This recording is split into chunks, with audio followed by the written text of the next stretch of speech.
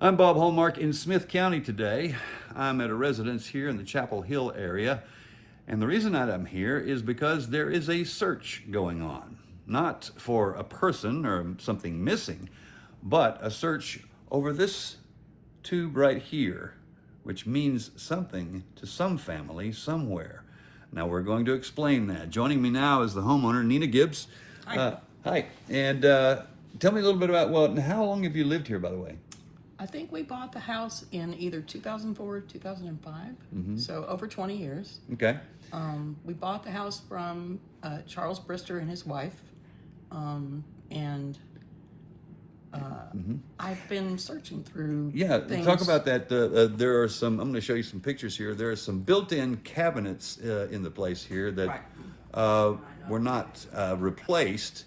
And that kind of figures into this. It wasn't too long ago you were going through one of the drawers, is that right? I was trying to clean stuff out because that was a drawer that I think they had phone books and things of that nature. So I pulled the drawer out, and when I pulled the drawer out, I was pulling things out and putting it on the floor, but when I went to push the drawer back in, it wouldn't go all the way back in. So that's when I pulled the drawer completely out, and there was the tube all the way lodged in the back of that drawer. Okay. We're going to show you some pictures now. This is what was in the tube. First of all, talk about this. Did you realize what you had when you found it? Yes, because Charles Brister they were a lovely couple we bought the house from, and they were probably in their late 70s, early 80s.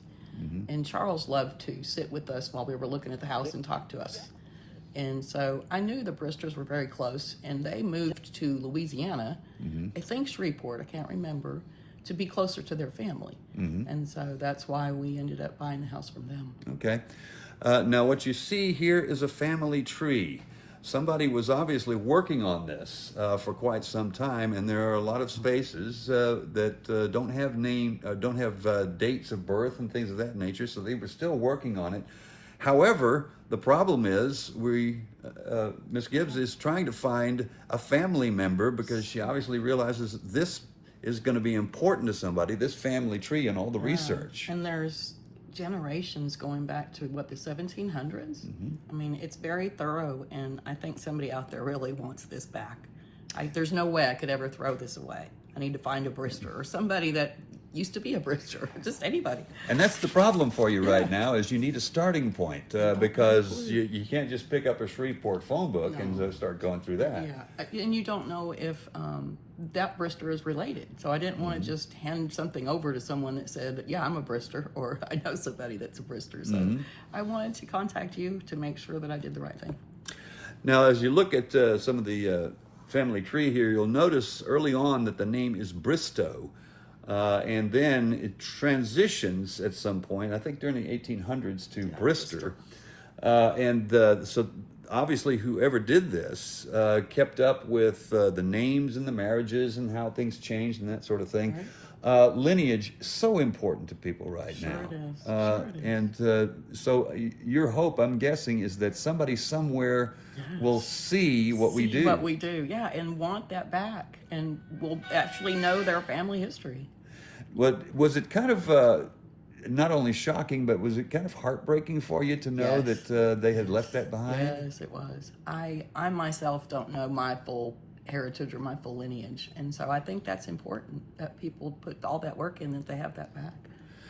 And for most of us, it's the need to know where you're from, what your roots are, and I think that's the important part. Is you're making the effort. You desperately, I'm guessing you would just want to make a plea to somebody out there. Please, somebody come forward. This is really a work of art, and you really need to come forward and claim it, because it's wonderful. Okay. It needs to be framed or something, I think.